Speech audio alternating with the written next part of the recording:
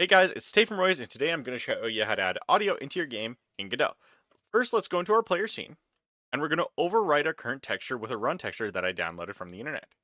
Perfect. Now, I know my texture has 12 frames of animation, so I can go into our animation panel and set our horizontal frames, since these are all on one line, to 12. This will only show one frame of animation at a time. Now I can adjust our collision shape so that it's on our animation. Just a rough job will do. Perfect. Now I can add a child node of an animation player. Let's create a new animation. So animation new, and I'm just going to call this animation walk. Perfect. Now I'm going to set our animation player to 1.2 seconds since I know we have 12 frames of animation. I'm going to drag our cursor back to the start of our animation, and now I'm going to go back into our Sprite 2D. I'm going to add frames of animation. So click this little key, and this will add it to our animation player. So I'm going to set this to animation 1, and now we can just click and keep clicking until our animations are done. Now play your animation to make sure it's correct. Perfect. Now let's add some audio to this animation. Let's add another child node to our player of an audio stream player 2D, and click add track in our animation window. Add an audio playback track, and click the audio playback track 2D. Perfect. Now I can just drag in.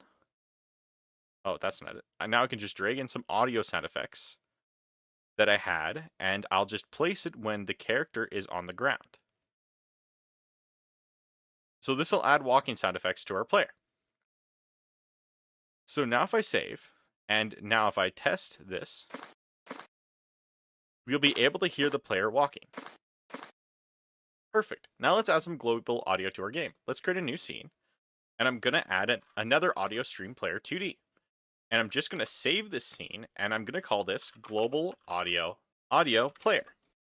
Perfect. Now I'm going to add in a song I downloaded from the internet, Better Day, to our stream, and click autoplay so it autoplays when it's added to the scene. Now we can go into project settings, auto load, and add in our global audio player. So now this will always be within our scene, and it won't be loaded if we change anything in our scene. It won't be unloaded if we change anything in our scene. Perfect. So that should be good. So let's go back into our player, and I realize I did not tell our animation player to. So let's click this button, and this will now play when we go into our scene. And I forgot to click loop, so I'm going to do that. So now our player is having animation, and our audio is playing, and our music is playing in the background. But what if we want to change the music? So let's go to our audio stream player, and I'm going to attach a script to it. And I'm going to keep it globalaudioplayer.cs. I'm going to keep that name. So now I want to be able to play Scarlet Fire when a player presses a certain key. So I'm just going to do if input.is action just pressed. And I'm going to do UI accept. What am I going to do? I want to load Scarlet Fire. So I'm going to do stream equals gd.load, and I'm going to point it to Scarlet Fire. So back into Godot, I can just copy this and paste it right into here as audio stream. So load Scarlet Fire as an audio stream. Now I can just say play. So now if we go back into our game and click play. So now if we play our game and press the space key, it should start playing Scarlet Fire. Perfect, that's all for this tutorial. If you got anything out of this, please like and subscribe.